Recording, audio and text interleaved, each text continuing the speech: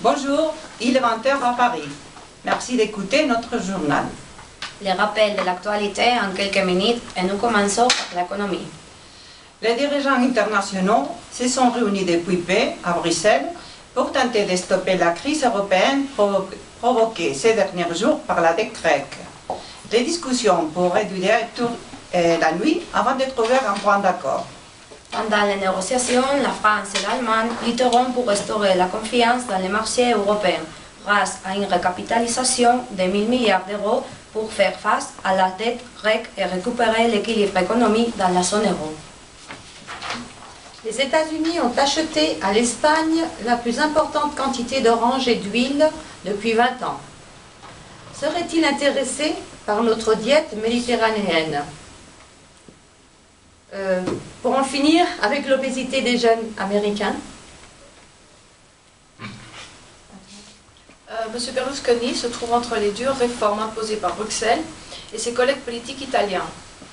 D'une part, les institutions européennes demandent l'allongement de l'âge du départ à la retraite à 67 ans, et d'autre part, les autres partis politiques italiens sont en désaccord avec ces nouvelles lois. Des nouvelles de société. Des problèmes au paradis de la maison d'Alba. Les pires rumeurs ont été confirmées dans une communiqué officiel qui annonce qu'Alfonso X vient de demander le divorce. Après une idylle de 3 semaines, la duchesse a décidé de modifier son testament. Notre envoyé spécial de Séville vient de nous confirmer que les enfants de Cayetana n'y apparaissent plus dans les nouveaux documents. Et des nouvelles de culture. Notre nouvelle est sur le film Tintin et les secrets de la licorne. Et la présentation du film à Bruxelles le 20 octobre de 2011. Steven Spielberg et Peter Jackson ont associé leur talent pour adapter l'œuvre d'Hergé au cinéma. Notre envoyé spécial à Bruxelles, Fabrice Levert, a fait une interview du réalisateur américain Steven Spielberg. Il nous a expliqué que les scénaristes du film ont visionné 3 albums. Les secrets de la licorne, le trésor de Rachman le Rouge et les crabes au pinceau. En ce qui concerne la réalisation, la technique utilisée par Peter Jackson, qui a été l'auteur du travail technique, s'appelle motion capture, c'est-à-dire capture de mouvement. Cette technique d'animation, grâce à laquelle les acteurs se transforment en personnages animés, a été déjà utilisée dans des films comme Avatar, King Kong ou Les Seigneurs des Anneaux. Et depuis, Spielberg a confié à la presse que Peter Jackson et lui-même se sont amusés comme des enfants pendant tous les tournages du film. Le réalisateur américain a affirmé qu'Hergé, le caractère belge de Tintin, aurait beaucoup aimé son film. Et pour finir, il a dit que pour lui, cela a été un grand honneur de ramener Tintin chez lui. Et Bruxelles est sa ville natale, a déclaré le célèbre réalisateur à la presse avant d'assister à l'avant-première mondiale du film. Bonjour, ça va? On est dans la rubrique la plus surprenante de toutes, faits divers. Voici les nouvelles d'aujourd'hui. Parapluie de métal versus pluie acide.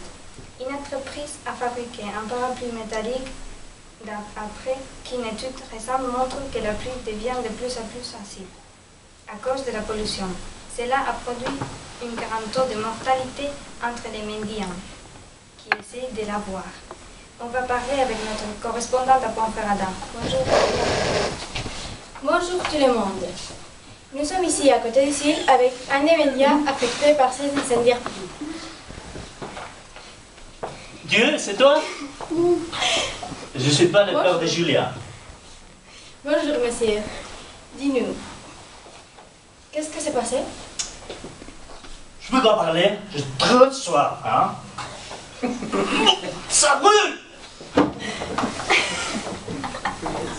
Est-ce que vous avez de l'argent pour un café? C'est dur l'Europe, hein?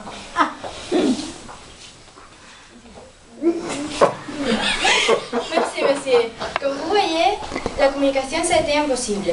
Omer Asileman, il peut parler avec nous. Au revoir. C'est vrai.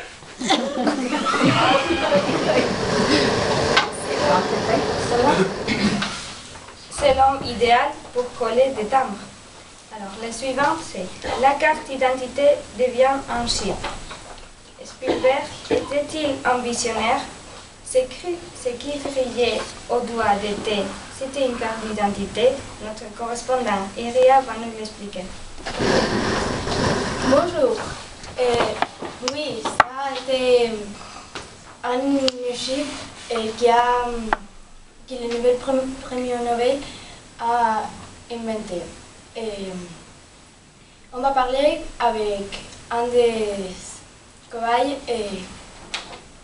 Bonjour. Bonjour. Je crois que je viens de m'infecter avec un virus, ma carte d'identité. C'est le docteur qui m'assurait que je pourrais faire comme d'habitude, mais après m'être introduit l'index quelques fois dans l'année, comme tout le monde fait toujours, vous pouvez voir vous-même. Hein? Oui, oui, je vois. Merci beaucoup et au revoir.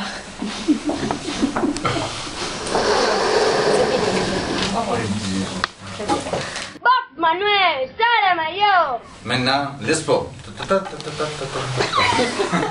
José, est-ce que la vie a retourné à la normalité après le week-end?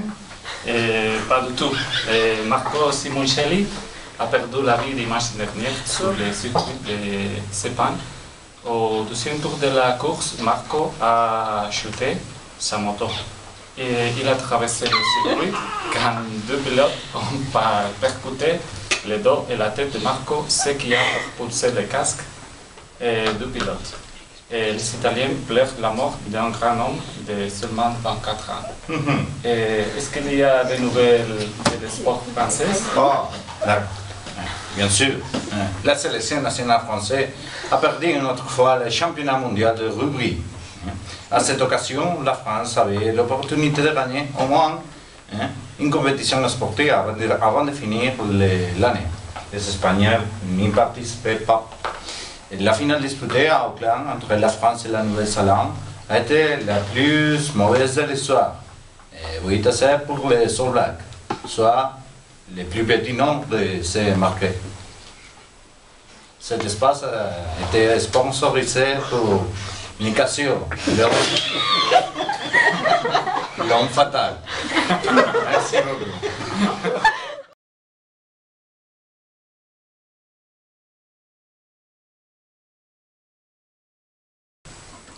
Aujourd'hui, nous allons commencer à présenter la météo. L'automne est arrivé, surtout les territoires, avec des inondations de plusieurs villes, comme tous les ans. Demain, on attend encore de la pluie et une grosse baisse de température qui se trouve la température normale de saison. Attention, dans tout le nord, la neige fera sa apparition. Au centre, les nuages, au centre, il y aura un peu de pluie. Puis, peut-être, les nuages disparaîtront dans la nuit. À l'est, tout ce côté-là, la température continue. Alors, on va attendre de fortes pluies accompagnées de rafales de vent. De plus de 120 km à l'heure. Cependant, dans l'ouest, le matinée sera plus tranquille. Mais on arrive de nouveau en front pluvieux qui va faire de la neige. Dans les sommets de plus de 1500 mètres, dont le thermomètre descendra au-dessous de zéro. Le soleil ne fera pas son apparition de toute la journée, mais la température sera tout de même très agréable, contrairement à la nuit, durant laquelle tout va changer car on a des chouettes de pluie. Alors, l'étude, il ne faudra pas oublier les parapluies dans tout le pays, sauf dans les parapluies dans toute la région, sauf dans les îles qu'on ira En température sera splendide. Pour là, la température sera splendide. Bon, ça sera tout pour aujourd'hui. On vous attend demain à la même heure, si ça vous plaît. Et merci pour nous avoir attendus. Merci.